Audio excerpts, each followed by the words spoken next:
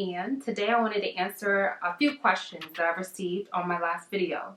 So I'm going to kind of go in order here because I'm going to have a few more installments of this series about my weight loss journey. Basically, a lot of questions that I have is about when I got the surgery. I actually got the surgery October 8th of 2013. So it's been about 14 months now since my actual surgery.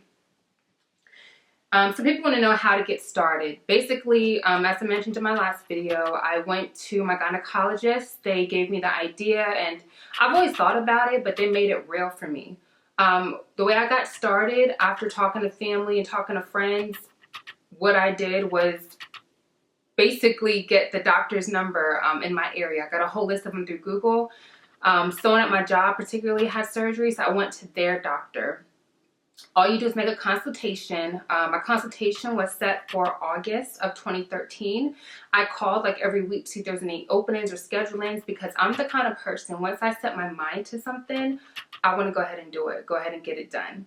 So what I did basically was call every week, and they actually had an opening in June. So it was 2 months earlier because it's a really popular surgery and a lot of people are scheduled. And if you're in a town where there's not a lot of doctors, and by the way, you want to make sure your doctor is board certified. So if you're in a place where there's not a lot of board certified doctors for weight loss surgery, you may have a wait too. So once I had my consultation, the doctor basically took my weight, took my blood pressure, basically all of my vitals. They asked me, why do I want surgery?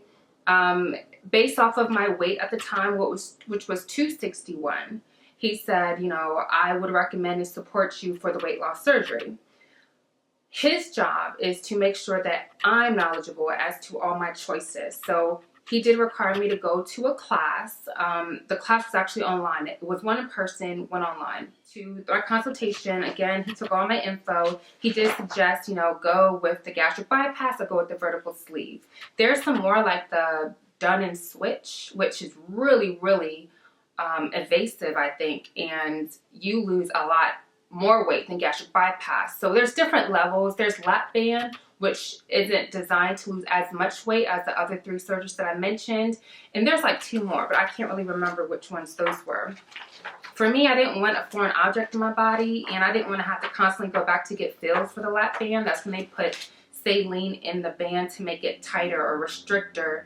That's not a word. More restriction against your belly, or they loosen it. It was just too much. Plus, I wanted to lose more weight than what the lap band calls for.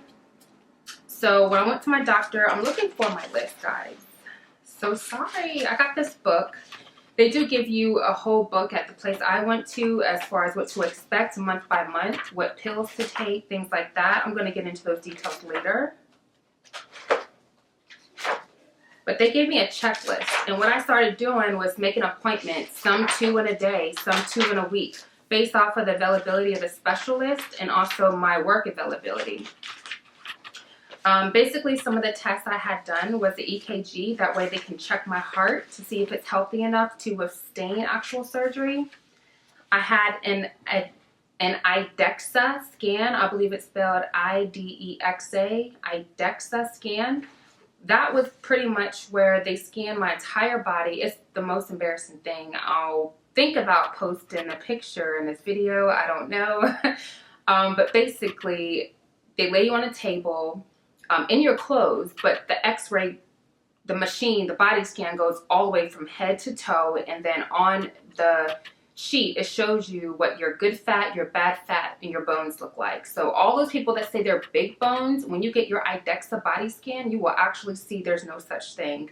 There may be slightly larger bones than like another person, but there's not really such thing as big bones because my bones look just skinny and it had all this fat surrounding it. So I had that test done.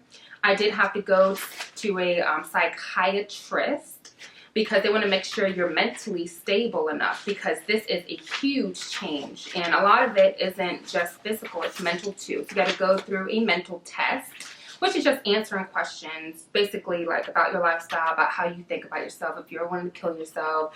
Some of those things are normal, but they want to know what degree that you had as far as certain things, and they want you to understand that you have to do a lifestyle change. Another thing, another appointment that I went to was with a nutritionist, which I've done that before in the past. They just basically talk about what you should be eating, what protein means. When you're a weight loss patient, you must eat plenty of protein because you are so restricted to how you can eat, like how much.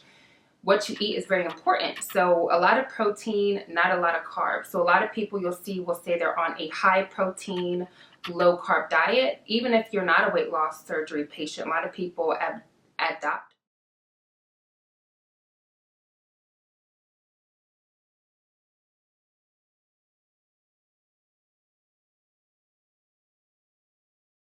And there's nothing you can do about it once you commit to it. And they want to make sure you understand what you're getting yourself into and that you're already at a healthy mind frame or mindset. Because if you're not, obviously this would just make it worse.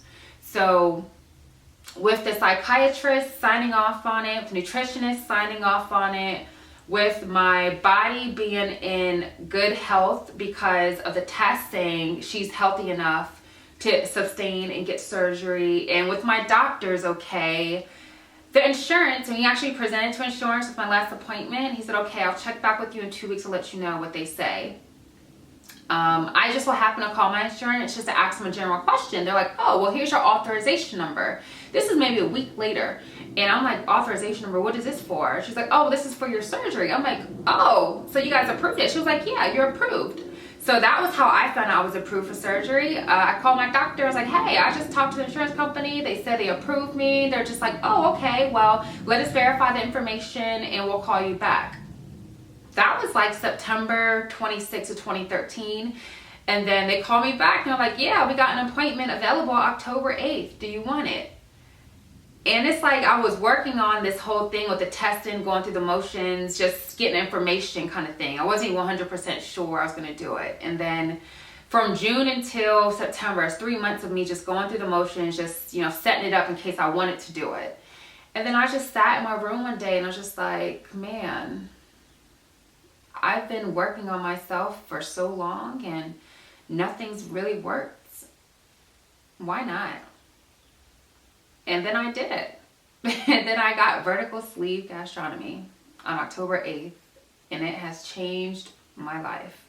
If you have any further questions, especially if you're getting the surgery, if you're thinking about the surgery, if you know someone that's been through surgery, just shoot me an email or a comment down below. I'll be sure to answer it in my next video, which is going to be life after VSG. I'll talk about what I'm eating, what I'm doing to stay motivated, the exercises I'm doing, what I did about the extra skin. I'll show you guys some pictures. I might even stand up and show you guys like what I look like now. So all together, I'm going to thank you Diva Dolls for my support, and as always, stay fabulous and stay fearless.